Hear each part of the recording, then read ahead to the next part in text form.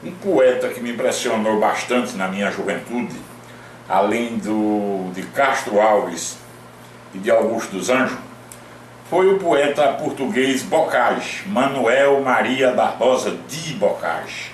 Eu tinha uma brochura intitulada Poemas Satíricos, Eróticos e Burlescos de Bocage. Como todo jovem, rebelde e tal, eu adorava aquela cacetada que ele dava na sociedade hipócrita e, sobretudo, a cacetada que ele dava na Igreja Católica e no clero.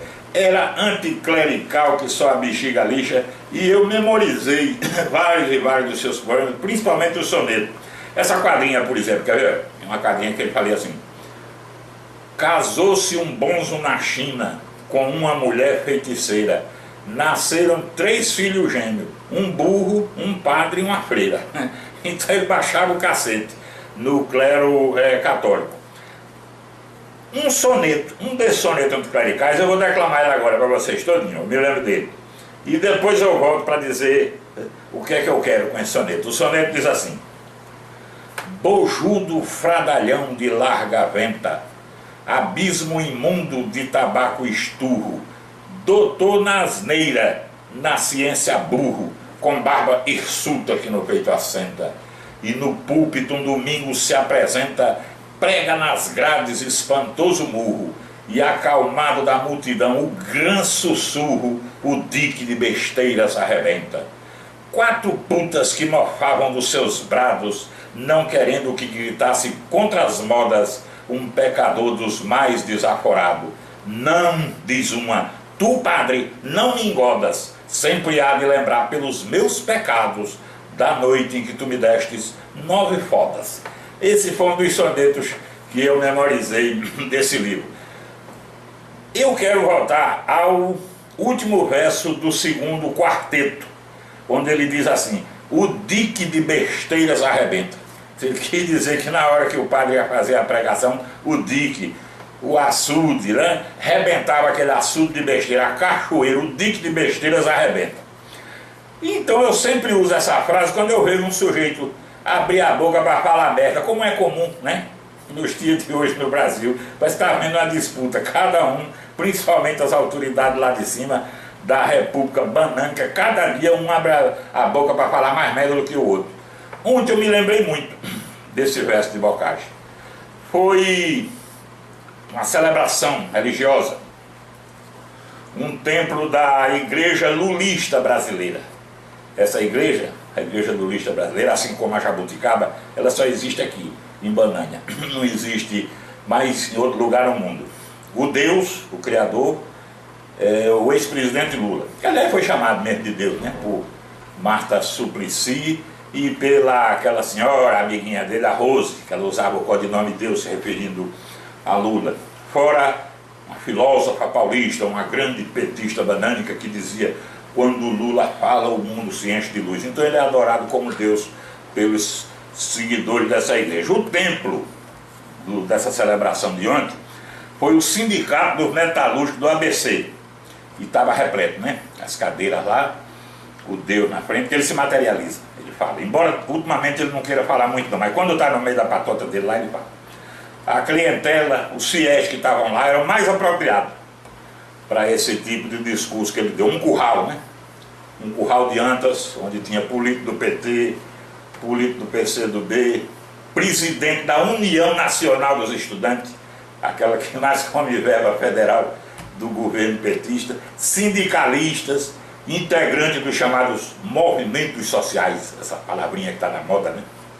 Foi lá que o dique de besteira arrebentou e ele pronunciou uma frase arretada. Essa foto é de lá de ontem. Olha a frase que ele falou: só existe uma possibilidade de me derrotarem.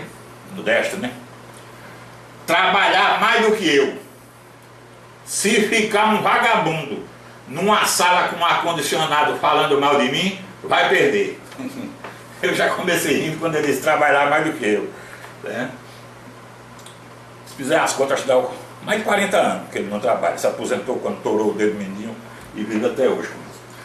Trabalhar mais do que eu. Se ficar um vagabundo numa sala com ar-condicionado falando mal de mim, vai perder.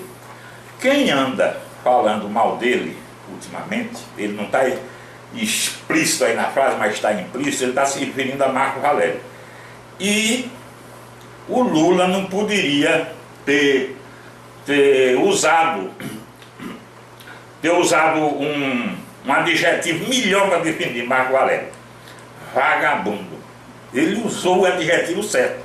Não existe adjetivo mais certo para tratar um sujeito como Marco Valério, que obedecia às ordens de Zé Disseu e que vivia despachando lá no Palácio do Planalto com Zé Disseu, que era o chefe da sofisticada quadrilha do Mensalão. Na frase de Lula, ele fala assim: se ficar um vagabundo numa sala com ar-condicionado falando mal de mim.